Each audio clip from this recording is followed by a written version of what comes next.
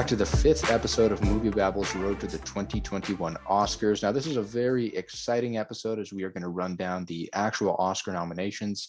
A lot of big stuff today, but firstly, I want to welcome on Nick. Great to have you back yet again. Yep. Since no one else is going to take the reins as the lead actor in Judas and the Black Messiah, I'll do it. There's so many great tweets that came out of that kind of situation there. I saw one that was like, when the Jordan Peele sweating face, it was like that. And it's like Jesse Plemons when he wakes up and realizes he's the lead of Judas. Yeah, it's weird. They throw a few curveballs at us. It's kind of cool. They kind of did. cool to talk about. I feel like most of them are pretty good as well. Like they're interesting choices, not terrible. And even another one I saw that was good was it was saying that there's no lead in Judas. Lakeith and Daniel Kaluuya are supporting each other. They're a team. There's no I in team. Just a lot of brotherly love going on there. Yes, some good tweets.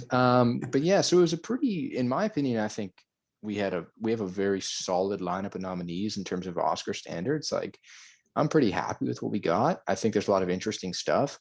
Maybe it is because of this compressed year. There's not as many big budget things kind of sneaking into the conversation. I just found it to be a very interesting year. I mean, these are a good slate of nominees in my opinion. What's your take overall, just kind of face value? Yeah, I feel similarly where I look at the best picture nominees themselves, and I really like I guess I haven't seen The Father, so I like 6 of the 8. I haven't seen The Father, and I don't like Trial of Chicago 7. But that's pretty good for all things considered. Normally I like a little less of them and then I have issues elsewhere, but this was a really good year, I think. And I think it can't be stressed enough how important of a year this is for diversity and Oscar nominees. There are a lot of really good stuff there. Really cool to see 2 women get nominated in the Best Director category, and especially Chloe Zhao being the first woman of Asian descent to get in there. So really cool. There's just a lot of cool stuff, no matter in each category you look at. A lot of interesting things getting nominated. So I would have liked to see some other things get nominated, but I feel like the Oscars is slowly making its way to becoming more of like a film advocacy group where they're saying, hey, look at all these cool things that maybe you haven't seen, but you should check out.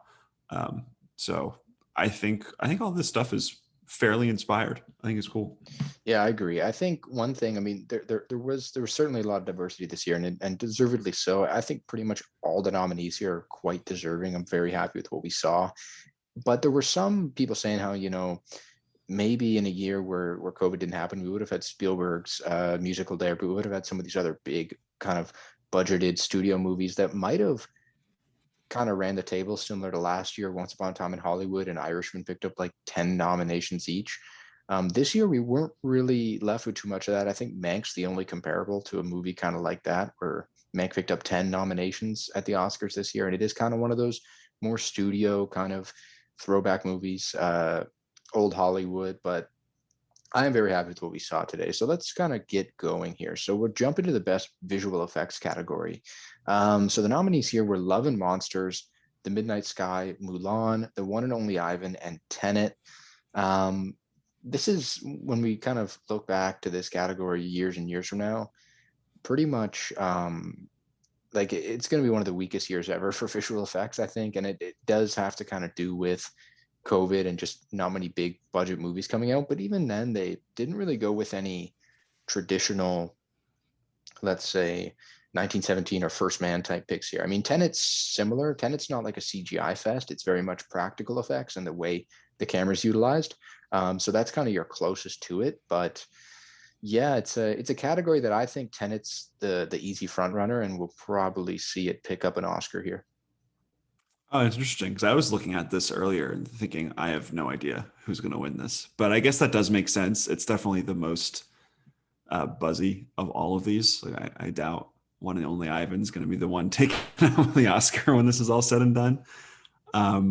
But yeah, it's this. I feel like this category is the hardest hit from this year. There's just the field just isn't as great. There's no Avengers movies or things like that in here, but Cool to see Love and Monsters in there. I haven't seen it, but a lot of people really like it and are recommending it. So I'm looking forward to, in the 5 years that we have between the nominees and the actual ceremony that we have this year, to actually watch that and all the others I haven't seen. So it was cool to see that one get in there.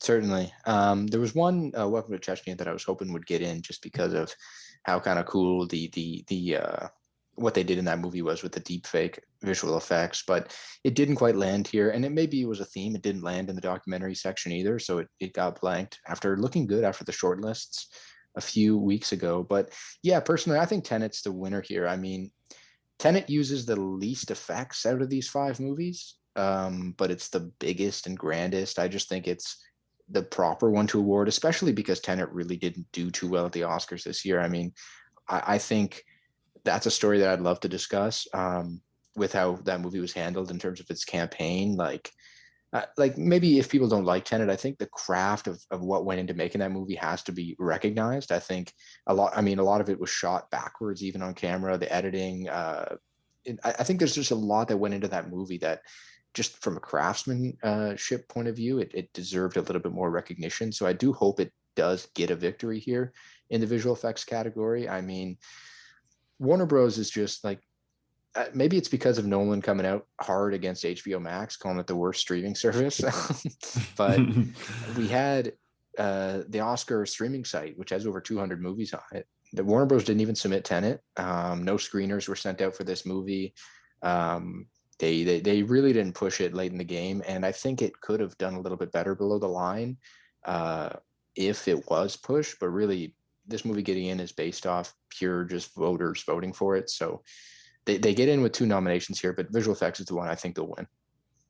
Yeah, it definitely. I feel like no shot like for above the line stuff. I think this is one of the more like strange Nolan movies, and I think that it's just kind of dense, and I feel like that would have turned off a lot of voters. But yeah, there's no question that this would have made a killing if they actually went for it in all these sound and effects categories, and maybe even editing. Honestly, it might have been an outside chance for that as well. But it's good to see it here.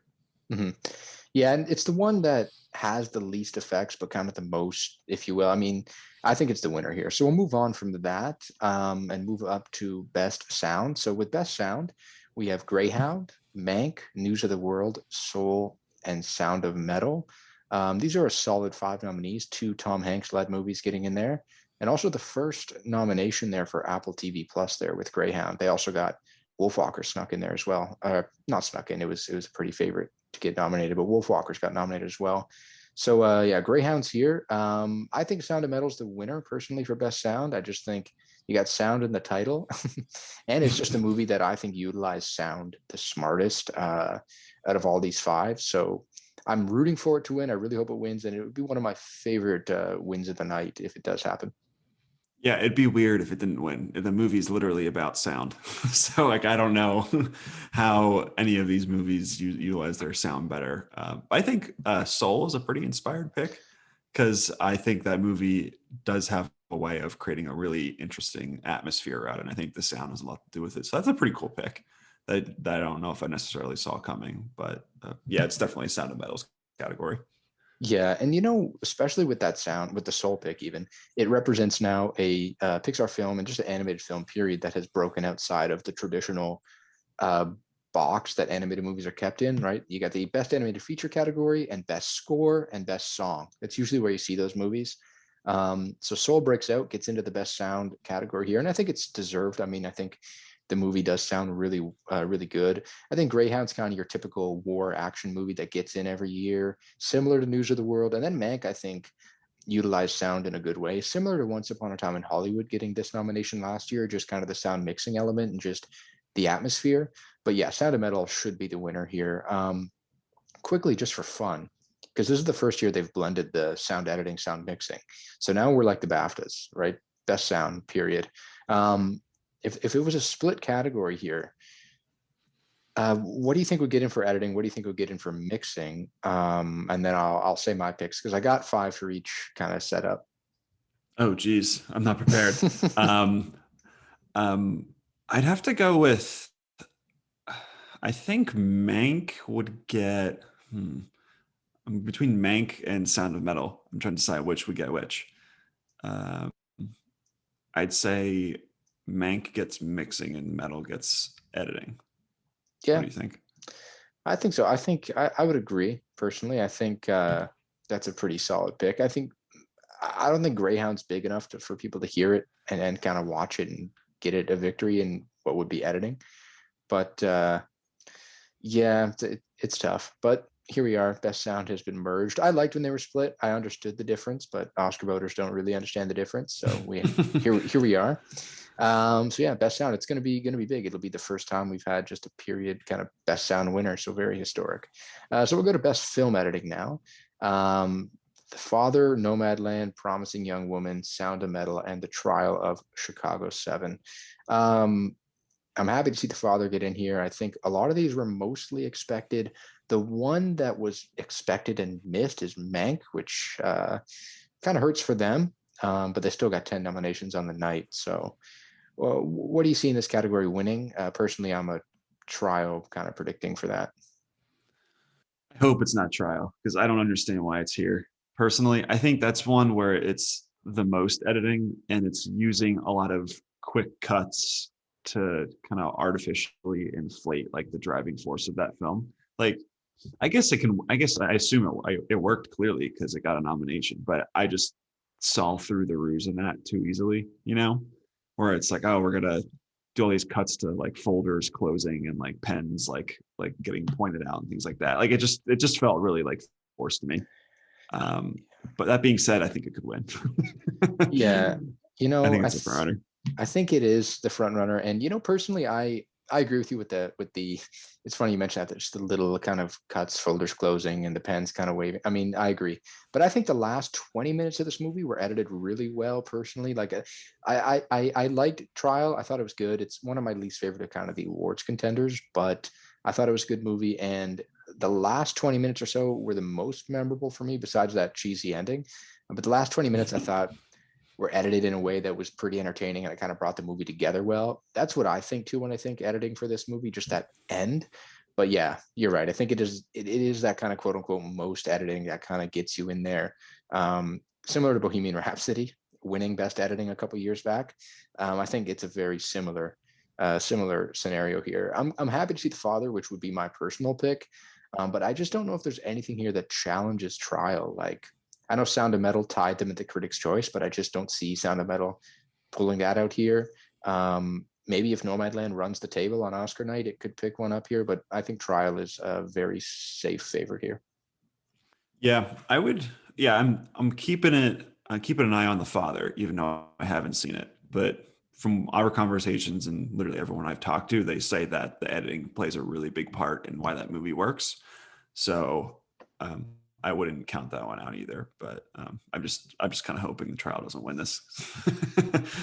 Well, now we'll move on to the best original song here. I'm kind of glad I went with one of these, kind of on my last little predictions there. So this went well for me. So the first one here is "Fight for You," which was from Judas.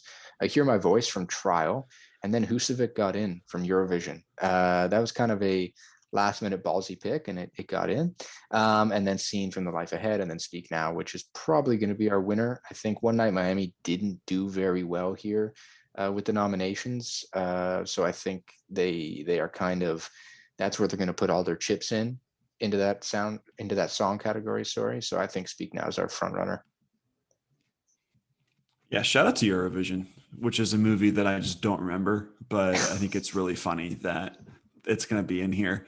I just like because we're going to have the moment where they have to read the entire title of Borat 2 and then also having to say Eurovision song contest the story of Fire Saga is also really funny and I can't even say it. I'm stumbling over the words. So that'll be a funny moment. Yeah. You know what? The other one that I was hoping to see, maybe surprised with the Wuhan flu song from Borat 2. Yeah, um, I think that might be a little too edge lordy for the yeah. for the Oscars, but that would have been Yeah. hilarious. Yeah, Husavik kind of close enough. But yeah, I think "Speak Now" has got to be our front runner here. So move on to the original score Definitely. category. So original score, The Five Bloods, Mank, Minari, News of the World, and Soul. So the bottom four there are very typical.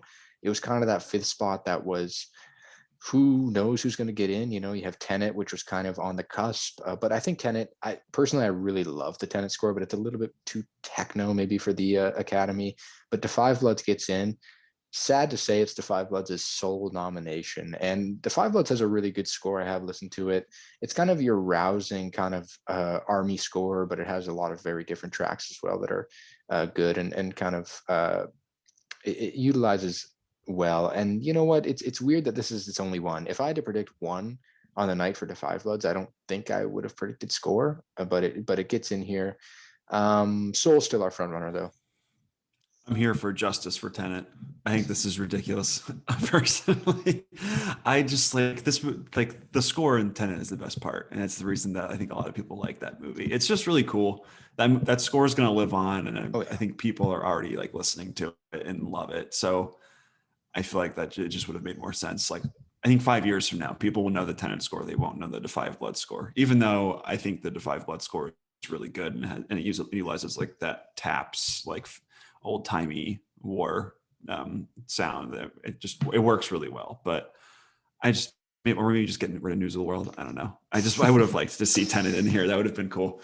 Yeah, I mean, News of the World, you got James Newton Howard, right? Who was kind of just your Oscar darling, or just someone who always Yeah. kind of jumps in there. So personally, I think you're right. I think the Tenet score, it's one that I remember listening to a song on it this morning, actually. I saw it on Twitter, people saying the justice for the Tenet score. So I played the video, listened to it, and it just kind of gets you going. It's a very good score.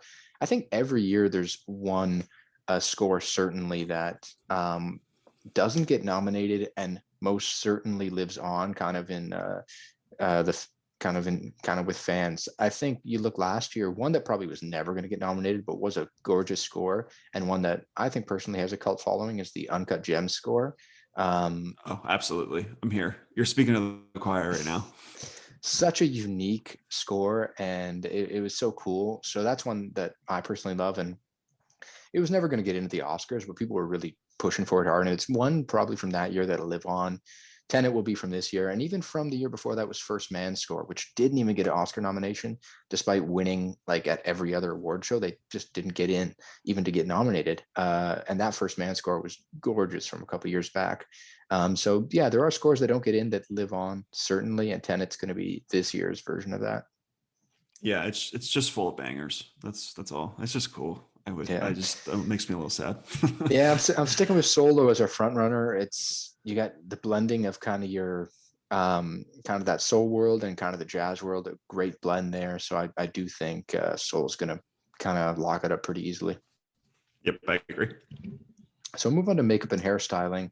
First things first, very sad not to see Birds of Prey here, despite Suicide Squad winning. I know Birds of Prey, they didn't have as much makeup, if you will. It was there were less people, so I get it. But it's sad that that kind of thing has occurred. But Emma gets in, which was not expected. Hillbilly Elegy gets in, which was expected, and then Ma Rainey's Black Bottom, Mank, and Pinocchio, which were all expected. I think Pinocchio, like I haven't seen it, but I've seen the still images and a couple of videos. Very cool to see it get in. But I think it's probably between Ma Rainey and Hillbilly. Yeah, and I think Ma Rainey will probably win. I hope it's Ma Rainey. You kind of willed the Pinocchio thing into existence a little bit. You've been on that one. Good on you. Yeah, you called and that a little bit. I mean, we'll get to the next category there. Made another surprise, but yeah, I think Ma Rainey wins here. I think Hillbilly would have won if it was a better movie, maybe. I don't know. I don't even know. But I think Ma Rainey's got it here. I think that kind of grease paint look that they put on Viola Davis there was pretty impressive, and it kind of just like there was hair and makeup in this movie that added to each character, in my opinion. So I'll stick with them. Yeah, no doubt. And it would have been nice to see Birds of Prey here, and even also in costume design, which we're going to get to in a minute. But I think those two aspects are two ways that Birds of Prey, I think, worked as a corrective to everything in Suicide Squad, where it took away the male gaze a little bit in the framing and just the setup of those characters. And just, I think it worked really well and for a lot of different ways. So a little bit of a bummer there, but what can you do? Yeah.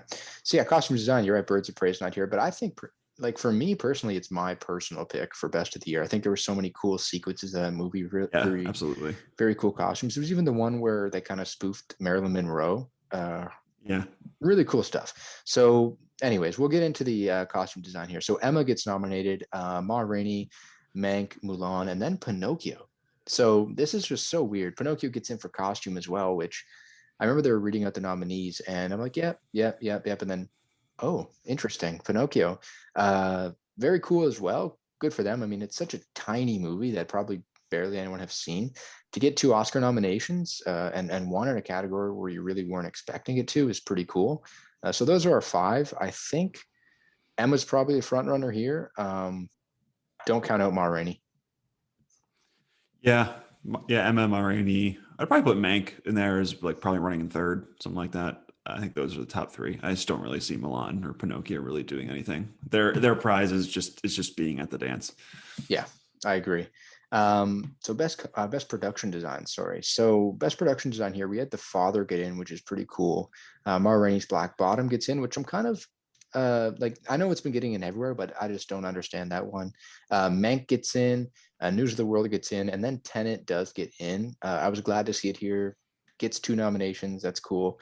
Um, yeah, I think Mank is like far and ahead our winner here. I don't even see anything really challenging Mank at this point. Yeah. I do like the Ma Rainey stuff quite a bit because I think, yeah, because we're only in a few rooms throughout the movie, and I think I touched on this last pod, but I do think all of the settings are incredibly well crafted and very specific and very detailed. Like even just when the cold open when Viola Davis' character is performing out in the woods in that tent, I just think all that stuff is really well rendered, even if it's not like Tenet or globe hopping and all that stuff. So I totally understand the a nomination. I think it's well deserved in that sense, but I don't know. It's production design. I can't get too angry about No, anything here, you know. I'll listen to that. I'll listen to that for sure. I'll take that into consideration. The Thank you. father's an Appreciate it. the father's an interesting one that I think when I first watched The Father, I didn't really pick up on that aspect of it all that much, and then when it kind of started, there was some buzz around it. I kind of understood why, and you'll see when you watch it why. It's just kind of a neat nomination for them there. So we'll move on to best cinematography now. Judas and the Black Messiah gets in, Mank, News of the World, Nomadland, and then The Trial of the Chicago 7. Mostly cool picks. Cherry got snubbed. I'm kidding. No comment. But those are our 5, and I think Nomadland probably has this one locked up. But what's your take on that trial nomination? Yeah, we talked about this before we got on. I don't get it because I watched that movie and one of my big takeaways were one that Aaron Sorkin isn't a very good director, which we'll get to later, but I'm happy about in that case. But I also thought the movie just looked very flat, almost like a TV movie. It just wasn't really doing anything particularly interesting to me visually. So I never really understood why it was here. It feels like they're just nominating it just to nominate it, but I certainly don't think it's going to win. And Sorkin snub later on in Best Directing kind of shows that maybe the Academy is not too crazy about this and overall. But yeah, it's Nomadland, maybe Mank second after that, probably. I agree. Yeah, I do agree. Now I'm not gonna go into the short stuff, but I did want to point out just I do want to tell everyone to just watch the shorts if you can. Try to find them for all 3 categories: live action short, animated short, documentary short. Always important. And then one got in here for animated short. If Anything Happens, I Love You. You remember talking about that on the pod several months ago. Yeah, it's good. And I have already started compiling where all these shorts are. So I'm definitely going to give them a shot. By the time we get to our predictions and all of this, I'm going to try to watch everything on the list here. So try to Awesome. learn it a little bit. Yeah, we'll be set for that day. That'll be important. So best documentary feature now: Collective, Crip Camp, The Mole Agent, My Octopus Teacher, and Time. I remember saying it in my predictions article on the site there that Dick Johnson, I didn't really know. Like it was my Hail Mary number 5 pick because I think it's kind of a quirky movie that I didn't think, I thought there would be a chance for it just because it's been so popular. But there you go, it slips out.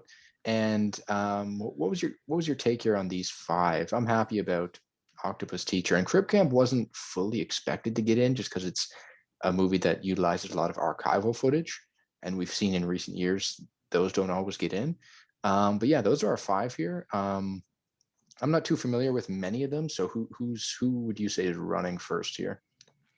Yeah, I don't know. I feel like this one is very much up in the air because I wouldn't have expected the mole agent in my octopus teacher, but it seems like it's the octopus teachers taking everybody by storm on Netflix. That became a really big deal when that came out. When Crip Camp first came out, I would have thought it was a front runner because it was a big deal when it first came out, but then it kind of, the conversation around it kind of slowed down a little bit, and that was probably just because of its release date. And I think it came out right at the beginning of lockdown in the States, like last March, so like about a year ago. So I can certainly see why. But my guess is everyone who, I haven't seen Collective, but everyone who has seen Collective says it's like one of the most important movies of the year. So my guess is there that that's the pick. I could certainly see Crip Camp as well because I think that's the Obama's documentary, and I think they won with American Factory. Was that last year or 2 years ago? So yeah, so they're, I think, becoming a big deal within that space, and it's also the Netflix machine as well. So I think it's those two, but I don't know. I think this one is totally up in the air. Do you think Time has a good shot here? I know that's kind of had a lot of buzz. I think that's on Prime, isn't it? Yeah, it's one of my favorite movies of the year. It's probably, I mean, I guess I've only actually seen 2 of these. I've seen Crip Camp and Time, but Time made my top 10 list last year. So it's a really good movie. Yeah, I don't know. I would love if they chose that one, but I'm not sure that's the kind of documentary that the Academy goes for, in my sense. And I think people will understand when they watch it. But yeah, I don't know. Interesting. So yeah, we'll keep an eye on that. I'm going to try to also watch all 5 by the time the actual awards rolls around. So moving to the best international feature film now. Quo Vadis Ida, Bosnia gets in. That was mostly expected. The Man Who Sold His Skin from Tunisia got in, which kind of flew under a lot of people's radars. Collective gets in here, so that's pretty cool. Romanian documentary, obviously. Better Days from Hong Kong, another one that wasn't expected to really get in, but did. And then another round from Denmark, which is, I don't really see anything beating out another round here. It's for me, I think it's a near lock to win. Yeah, this one was also a little weird. I was surprised that there was no La Llorona in here from Guatemala, which I think was nominated for a Globe. I really like that movie. That movie's also a horror movie, so maybe that's why they didn't go that way. Two of Us from France, I thought was really terrific as well. I'm surprised that didn't get in. I think that was also a Globe nominee. But yeah, it's another round all the way. After all of, well, I'm sure we'll get to another round success later on, but I rewatched the ending of Another Round yesterday because it dropped on Hulu, and it just made me smile. It's so great. It's like one of the best endings the last 5 years. I think so it'll really be happy to see it. Yeah, I expect it to win, and I think it'll be one of the more unique best international feature film winners because it's not, I wouldn't call it a super, like it is very deep, but I don't think it's super art house personally. Like it has Yeah. some artistic flair, but I think it's a very accessible movie personally that I think anyone can really watch. But yeah, I do hope to see it win. Yeah, it's super accessible. I hope everyone checks it out because I think it actually just dropped on Hulu yesterday or the day before. So it was really smart by the studio. I think is Samuel Goldwyn Films, but really smart kind of timing there. So I hope everyone checks it out because it's so good. Just I love it. So now best animated feature. We have Onward, Over the Moon, a Shaun the Sheep movie, Farmageddon, which is just a big curveball I was maybe looking out for, Soul, and then Wolfwalkers. And this has got to be one of the safest locks of the night for Soul. However, you're going to get the odd dude in the corner that predicts Wolfwalkers to try to make a bunch of money. But Definitely. I think we can be pretty confident saying Soul wins here. Shout out to the Croods. Sorry. I'm happy that because I haven't seen either Shaun of the Sheep movies, and apparently they're amazing. So I'm looking forward to, now that I'm told that the world that I'm going to watch everything here, that I have to go back and watch the first one. So that'll be fun for me. But it just seems like that's a more interesting thing to talk about than Croods 2. I don't really feel like anyone liked that pick at all. Yeah, both. Like I thought maybe Croods would I predicted it because I thought, it's one of the only movies that really had a theatrical release, and it did well in theaters. Like considering the pandemic, it did pretty well. So yeah, I was really thinking that would get in, but Shaun the Sheep movie is one that it's both movies are really well received. Especially this one, it's like nearly 100% of Rotten Tomatoes. So yeah, I mean, it was neat for it to get in.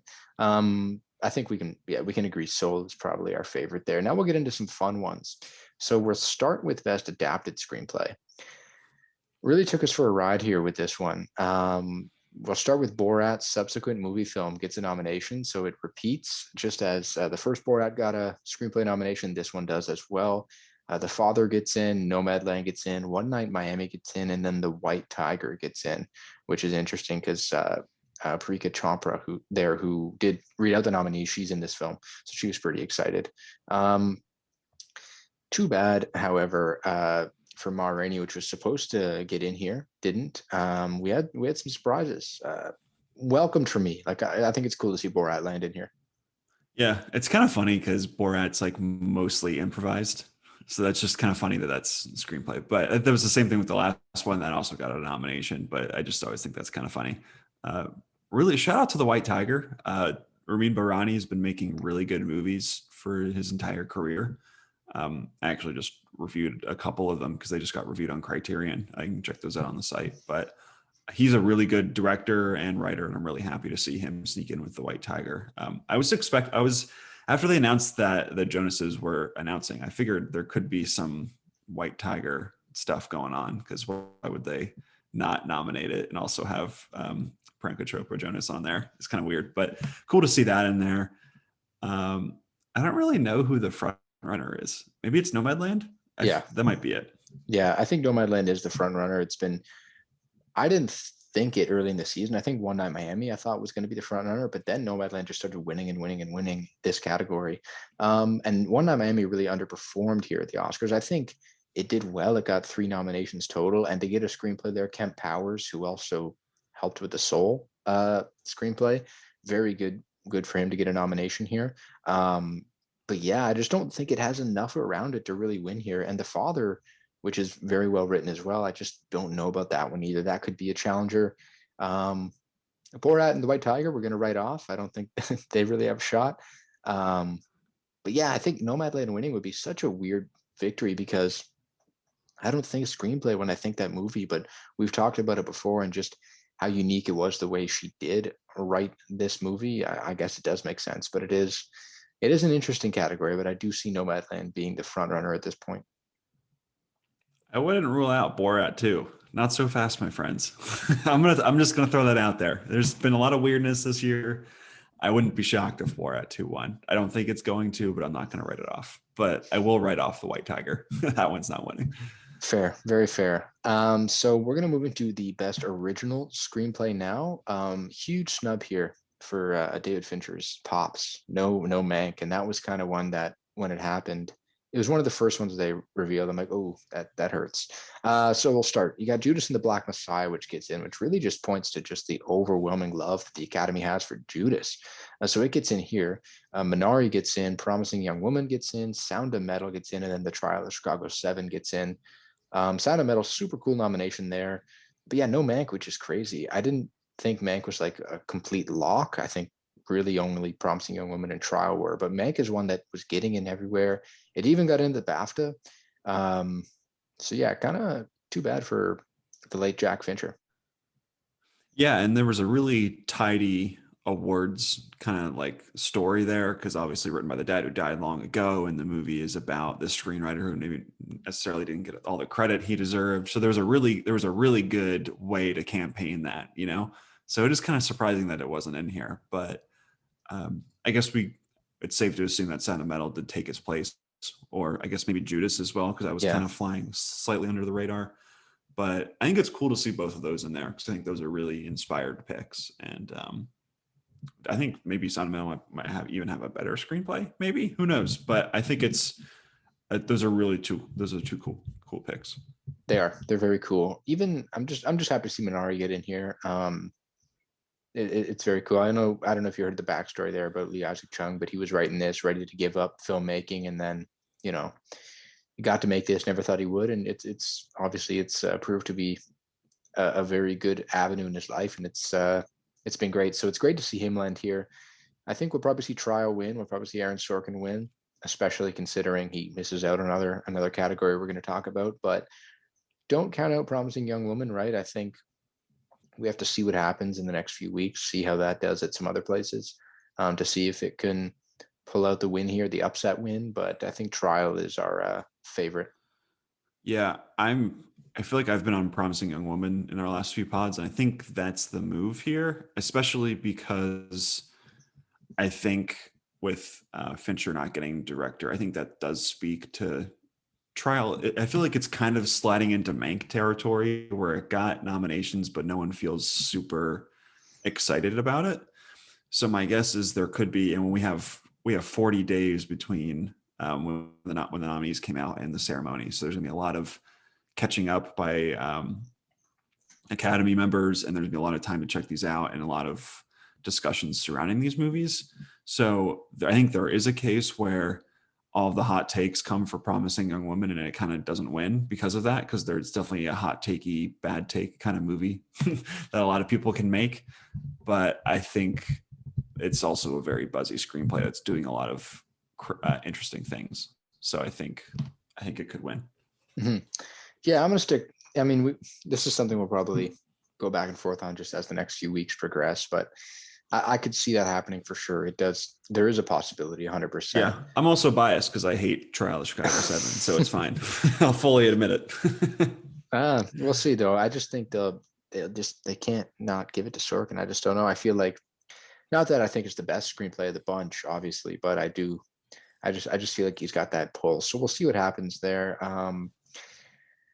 Who knows though? I think you are right. I think him missing out on, as we see, director, I think that maybe does play to the Academy isn't in love with Trial as much as we thought it would be. Maybe that does hurt him here, but we'll see.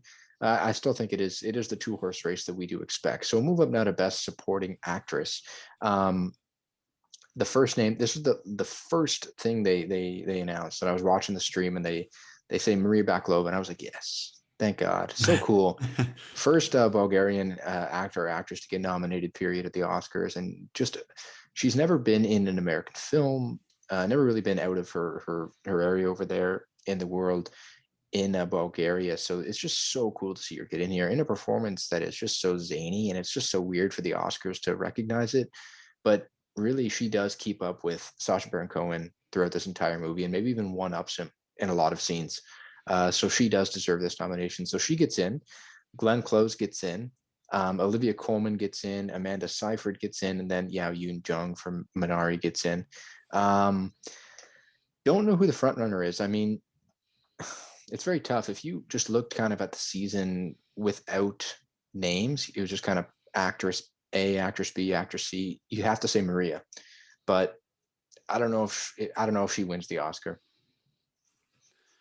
Yeah, I don't know. I would have liked to see Dominic Fishback in here somewhere for Judas. Literally just anyone except Glenn Close. I feel like I've made my point clear there. She's nominated for a Razzie. I feel like that explains a lot. So, my fear is that she is the front runner, but I don't know. I feel like I said, with the 40 days between the nominees and the ceremony, I feel like there will be enough time for maybe the tide to turn against her, I feel like. And that's not to say I love Glenn Close. She's an amazing actress, one of my favorites, but she's just like, it would be really sad if she won her Oscar for this, because it's probably it's on the bottom tier of her performances in her career. Yeah. So she's done so much great work. It just wouldn't be cool to be like she won the Academy Award for Hillbilly Elegy as Mama. So I'm hoping it's Maria Bakalova or Amanda Seyfried, but my guess is it's Maria Bakalova, because Amanda Seyfried, to my dismay, just hasn't been doing very well in Yeah. other like voting and whatnot. Yeah, I wouldn't count out Ya Yoon Jung there. I think she could win for Minari. I think that'd be really cool as well, her to win there. This is the one category where I feel like all five are kind of starting at the bottom. Like, say it's a horse race, they're literally coming out the gate all together, I find. Whereas a lot of other categories, you got someone who's really out and ahead. I think personally, I wouldn't be shocked if any of these five won. Like, they open the card and they read the name. I wouldn't be shocked if any of the five won. at this point. So I think we'll see. I'm going to go with the SAG winner to be the front runner, whoever that's going to be. But yeah, it's an interesting category for sure. And we'll see. I think hopefully as more people see The Father, maybe there will be a conversation around Olivia Colman. Maybe that will develop. Because The Father, I mean, it's just a movie that people have been struggling to see, but maybe, it's finally now coming out, I think, pretty soon on VOD in the United States and Canada. So we'll see. Maybe that conversation will begin. But yeah, I don't know. No front runner for me. I can't put a front runner here. I can't either. I would, it wouldn't shock me either if anyone won here. Yeah, it'd be funny though to see a Coleman beating Glenn Close again. I don't think it'll That would be happen, but that would be some sick kind of poetry there, wouldn't yeah. it? So now I'll move on to Best Supporting Actor. So we had Sacha Baron Cohen for Trial, Daniel Kaluuya for Judas, Leslie Odom Jr. for One Night in Miami, Paul Raci for Sound of Metal, and then Lakeith Stanfield for Judas and the Black Messiah. And if you've been checking out his Instagram these last 24 hours or last 48 hours, it's been hilarious. He's just been posting some really funny things. He's like, what was it? He's like, I'm Oscar nominated. He's got these crying faces. And then he's like, first actor with a face tattoo to get nominated. LMAO. He's like, I'm confused too, but F it. So yeah, that's the wow. That's like the wow. Like, so yeah, they're going down the list there on Oscar on the nominations morning there, and Sacha Baron Cohen makes sense, Daniel Kaluuya makes sense, Leslie Odom Jr. makes sense, and then Paul Raci there for Sound of Metal. That was kind of like a very awesome moment for him to get in there. And then Lakeith, I mean, what? Like he's campaigned as a lead. I just don't get it. Like Judas has no lead. It's a conversation that a lot of people are having right now.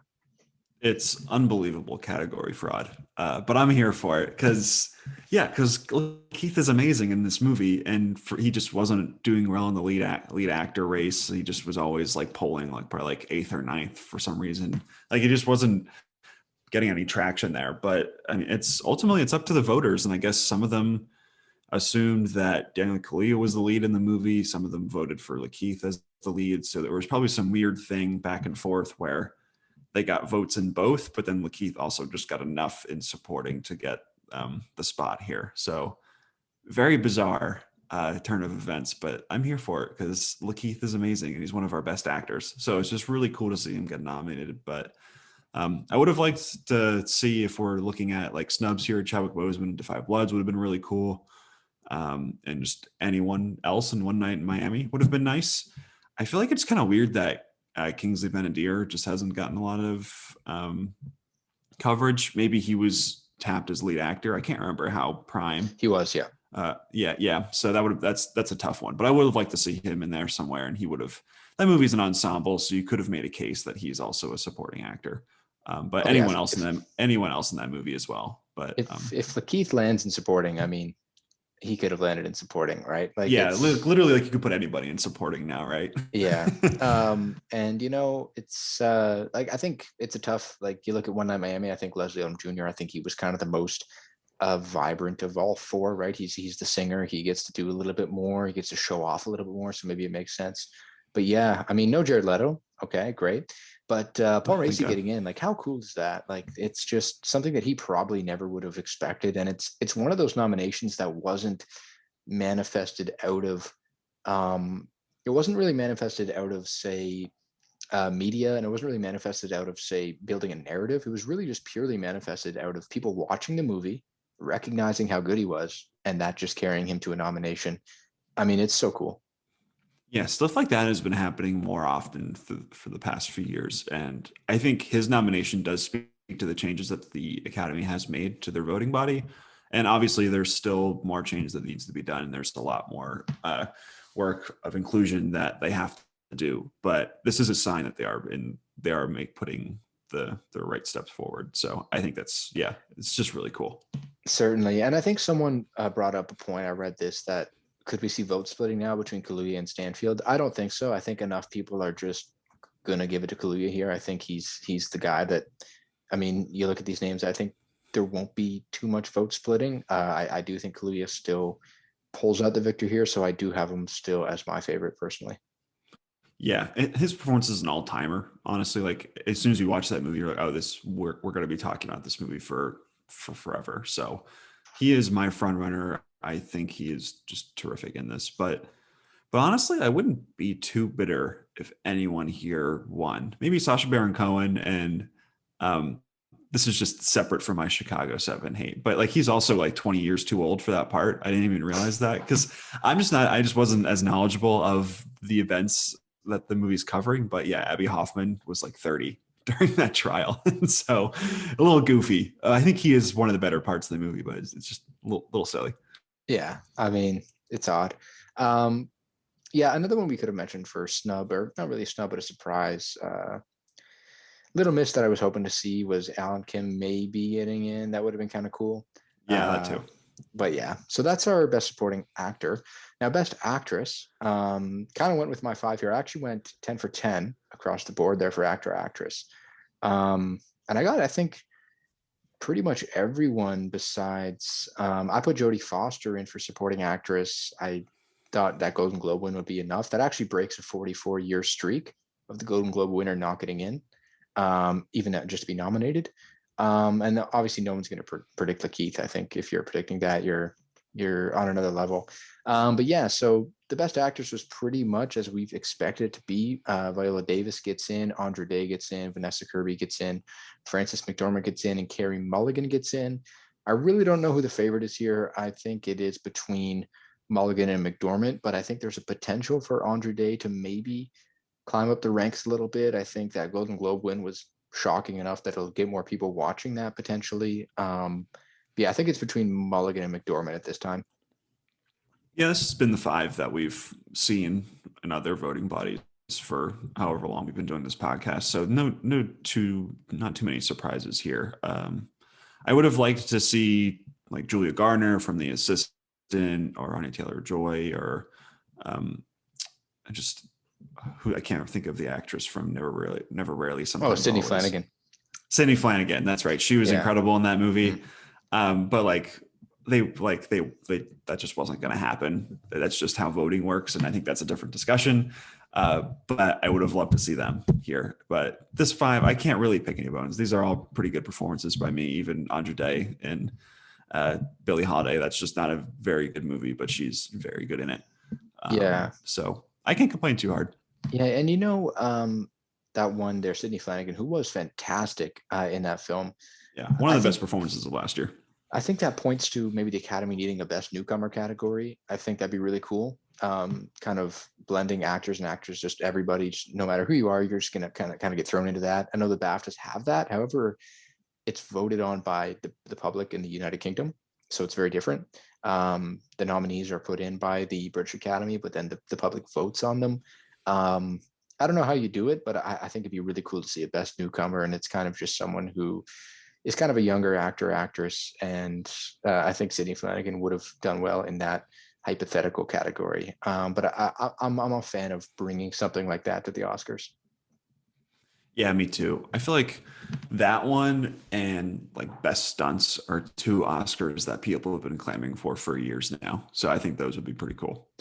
For sure. So yeah, we'll move to the best actor now. Actually, before we do, Frances McDormand and Viola Davis there, just these nominations, it is really cementing them as all-time titans. Like Frances McDormand, if she's able to win, she becomes the second most victories by an actress. Behind Hepburn there, she would have three. Hepburn has four. So yeah, these two are just kind of rising up big time. Very cool to see them. Such talented individuals. Just cool to see them kind of get recognized. So now, best actor. Pretty much the five that we did expect. I think the bottom one here we'll get to was kind of a good moment that maybe he was kind of on the cusp. But Riz Ahmed, Chadwick Boseman, Anthony Hopkins, Gary Oldman, and then Stephen Yeun gets in.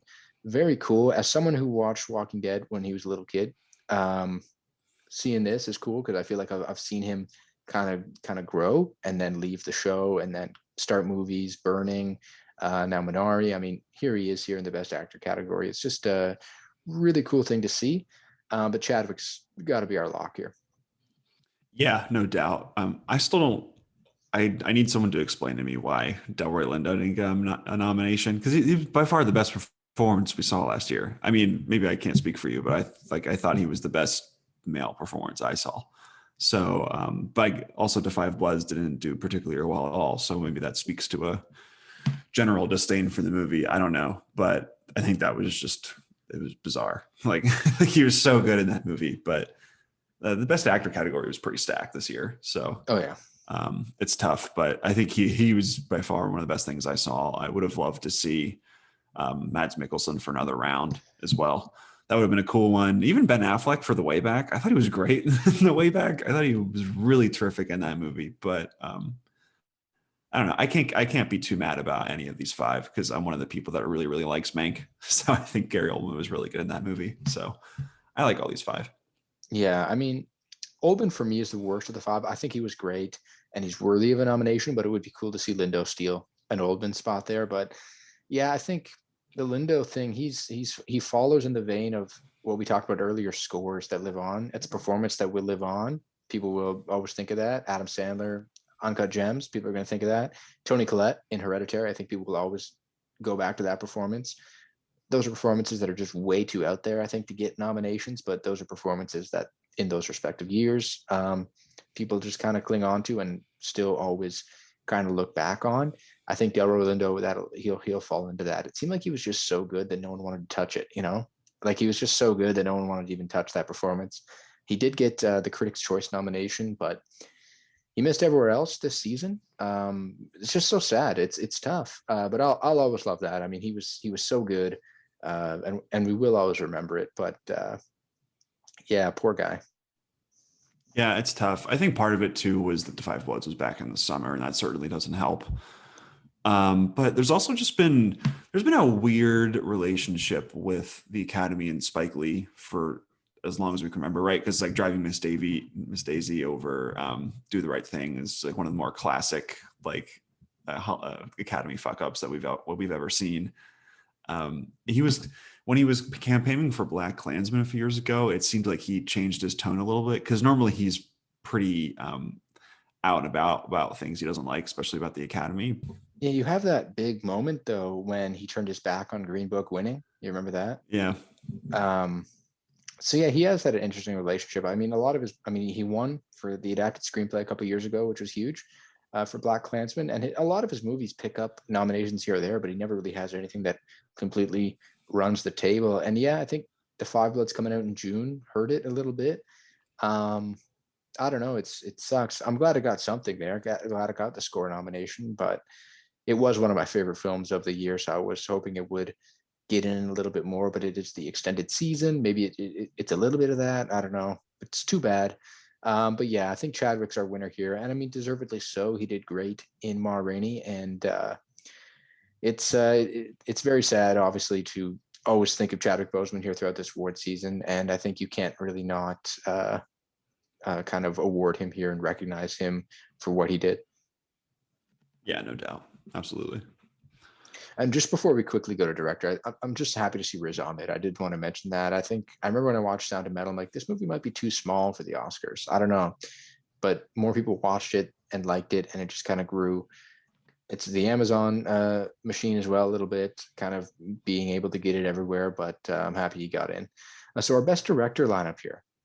First one they mentioned there, Thomas Vinterberg for Another Round, and I'm like throwing everything around. I'm like, what is going on here? And it did strike me as that Cold War pick from a couple years ago, right? And I did expect there could be something random here. And I think this nomination signifies that if you're a front runner for Best International Film, you are also probably in the director conversation, right? Like that international aspect of the director's branch is rallying around him, and he gets in. So David Fincher also gets in for Mank, Lee Isaac Chung for Minari, which is so cool. And it was at this point that I'm like, oh no, they're gonna drop the ball here and nominate just one woman when they could even do up to three. And then Chloe Zhao got in. I was like, okay, makes sense. Obviously, she's our front runner. And then no Aaron Sorkin. Emerald Fennell gets in for Promising Young Woman, and all is good again.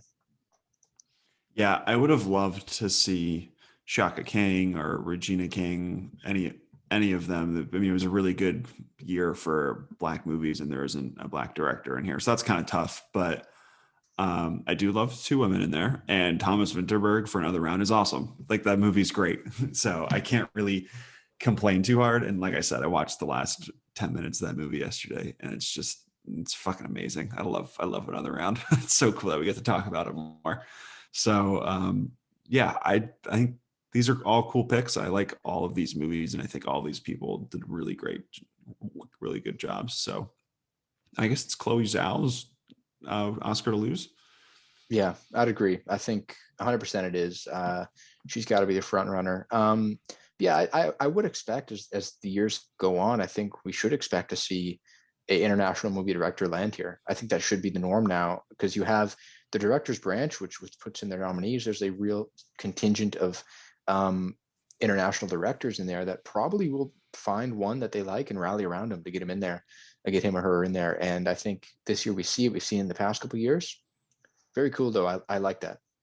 Yeah, and he did a really good directing job in this movie because it's a really tricky kind of idea he's messing with because this movie's all about drinking and he doesn't really moralize it. Like it's not like, oh, drinking's bad. I think that's not what the movie's about. And it's really playing with that idea really effortlessly. And it all just culminates again in just that amazing ending. So he does a really good job of directing his actors and playing with the themes of that movie. So it's well deserved, and I think that's a really cool part. It's just another sign of the academy changing, getting a little more international, getting more inclusive. It's just cool. I think I mean, he's been a great director for a while too, and he's made a few good movies with Mads Mikkelsen. So it's nice to just get to see him get that recognition in Hollywood because he's normally just been staying in Denmark and making Danish movies. But it's really cool to see him get at this platform. For sure. And this is for me, it's a stacked lineup. I think it is a really stacked director lineup this year, and I'm really happy with it.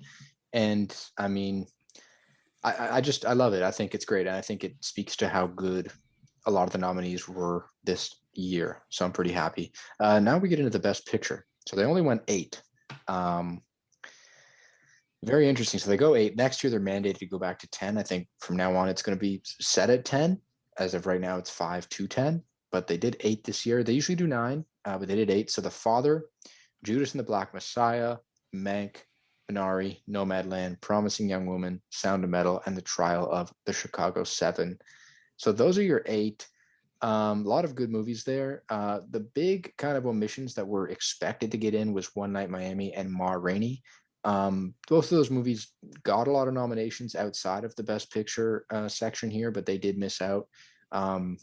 But Judas really overperformed. I mean, and Sound of Metal. Those were 2 movies that were kind of on the cusp of getting in, and then they somehow just picked up 6 nominations and a Best Picture nomination and really looked strong. What do you make of this lineup personally? Personally, for me, I love it. How do you feel? Yeah, I feel similarly. I like all these movies except for, like I said, The Father, which I haven't seen on trial. So I think, and those movies that I have seen, I think are really, really terrific, and I have a lot of great things that I like in them. Yeah, it's a little weird that they went to 8. I would have liked to see. I assume that based on the other categories that Ma Rainey was 9th, so probably just didn't get that threshold. But I would have liked to see either that or One Night in Miami in here. Even Soul too. It's kind of weird that the Soul, like the Soul Train, awful pun, but it's kind of weird that one kind of slipped by and just kind of like lost steam because I feel like when we were talking maybe in like November, we thought it was kind of a lock to be. Maybe not a lock, but like a pretty likely choice for Best Picture. So it's a little weird that didn't get in. And it's also, out of all of these, it's probably the movie that the most people saw, because it was just available on Disney Plus on Christmas. So that was a little weird, but I do like these choices. I think there's a lot of things to like here, even though there are some tough omissions. I'm just happy that in years to come that we get 10 overall. Yeah, about Soul, you're right. I mean, I was looking back to when the last time we saw an animated movie get in, that was Toy Story 3, about a decade ago. So it's rare, but I thought Soul was the one to maybe do it, especially in this COVID year where there's like movies. It's been hard to see some of these, and just it was the one that was the most accessible, as you said.